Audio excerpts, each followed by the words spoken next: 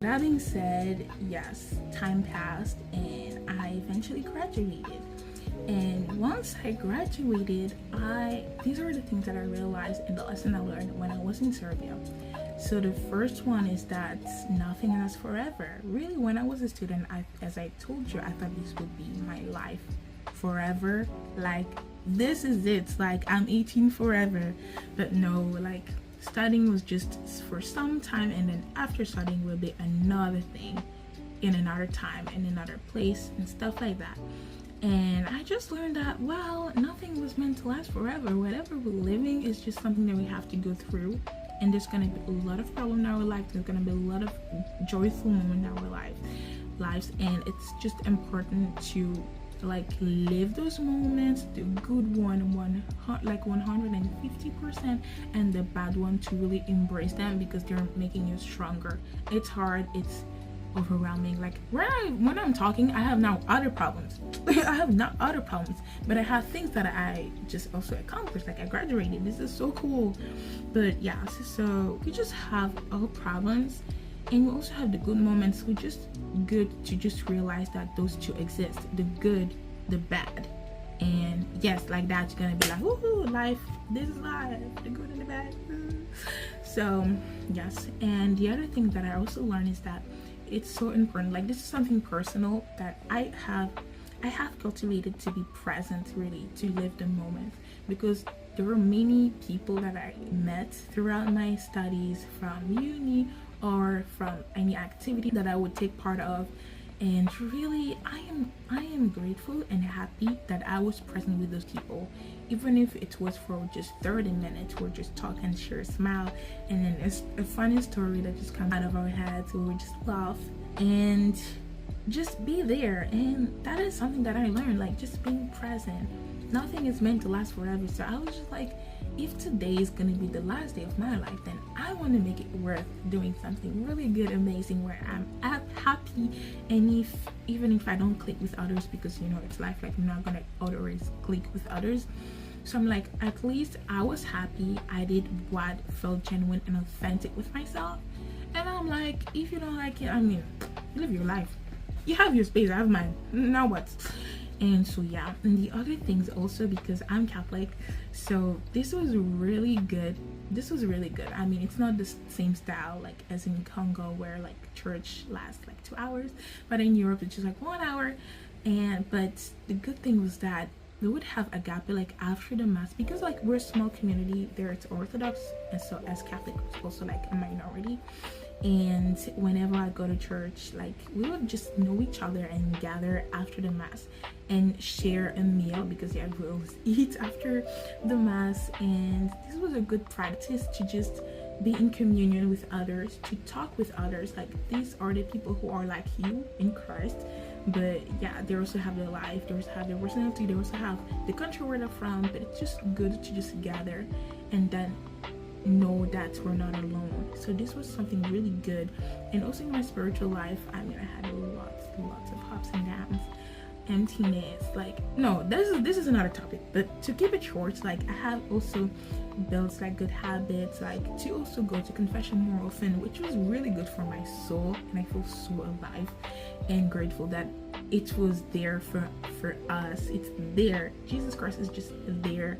He's like this, like, I love you, come to me. And whenever like I just like have like I just do like bad stuff, and I would cry, and then I just know that he's just there, arm open, ready to forgive, because he already did, and just waiting for me to receive his forgiveness. This is the best thing ever. I'm like, man, if I could go back just for you. But he's everywhere, so even where I am, like, I can just go to church and confession. So this is something good that I learned.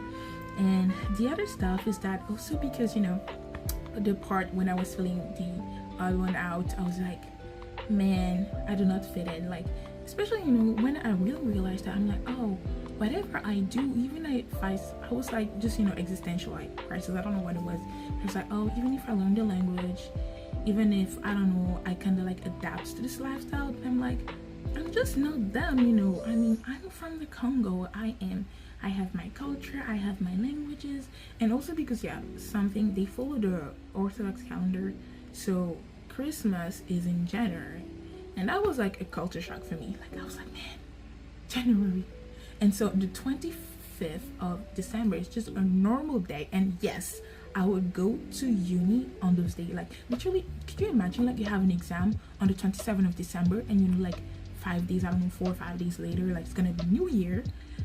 And then it's nothing. Like, if it's, like, I remember one day it was Christmas, and I just was at school at uni, and people were like, whatever. But then I would just go to church on that day, but it's like an ordinary day there. But I'm like, you know, culture, it's another country, they have their tradition, they have the way they do things, and that was culture shocking for me. And also just made me realize, like, I don't have, like, to fit in. Like, I am me, because at some point I feel like, oh, like, I didn't learn the language, so I cannot be one of them. I mean, even if I learned the language, I'm like, some people would just, what, by looking at me, they would just talk to me in English or be like, oh, she's a foreigner, she's different. So I just get this look that this person, just by this look, they made me realize that, they made me think that, oh, you're different, so we're treating you differently because you're not from here. And that was shocking at the beginning, but at some point I was like, I just accepted it. And then you make me question about, oh, like, who am I? Blah, blah, blah, blah. And then I was like, well, I'm me, I'm from the Congo, well, what can I do? So I was like, yeah, so I just stopped, like, trying to force them to convince, like, even people, like, like, you should treat me like this, you should treat me like that. I mean, it's an experience abroad. So for me, I was like, oh, just being myself, yeah, the way I am, and not change for anything. As I told you, like, I was living alone, so this is really something that I learned, that's not good to be alone, because we need to socialize. I mean, no one is perfect. Like, when I went in Serbia, I'm like, oh, this is gonna be perfect, and then I just see even the problem that I have in my hometown with my people, those, like, the Serbian people also have the problem. So it's not even something about, like, where you're from, or like where you're from or whatever, but just something that is human.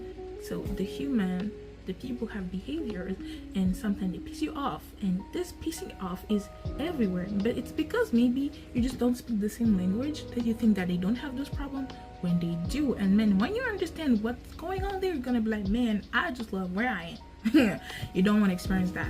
So this is something also that I learned, that it's not good to be alone. So in my life, if I could wish something, I never want to be alone anymore.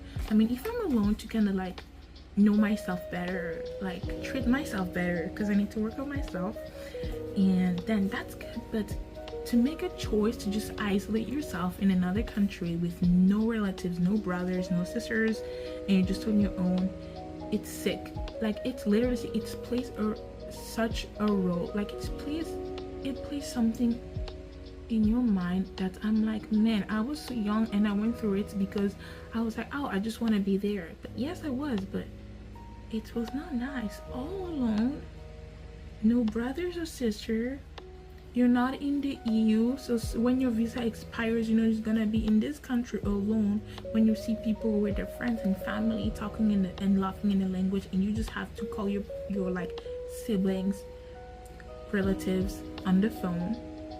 Hey, you're not eating your food from your home, bro. That was hard. So to me, I think I just learned that it's not good to be alone. Having some alone time, me time, find yourself, yes, but to make the decision to just cut off the world just to avoid those problems are everywhere. And this is something in my life I say, me, never will I ever be alone. Like, if you have a problem, if you don't like problems, kind of just put yourself out of those people. But being out of this whole world is also like kind of bad. So I think I don't recommend to anyone. I did that. My 19 years old did that. But me now, like 22, no. No, man. But yeah, it's something that I learned, and like, you know, a friend told me that we're not islands. So no, I'm not an island. I'm a person. I need to socialize. I need to be with people. The right one who will make you feel worth, listened, loved, considered. Not the one who, like, when you walk in, they look at you like trash. I'm like, Have you looked at yourself? Like, no. Be where you feel loved, included, because we're human. Because we're humans.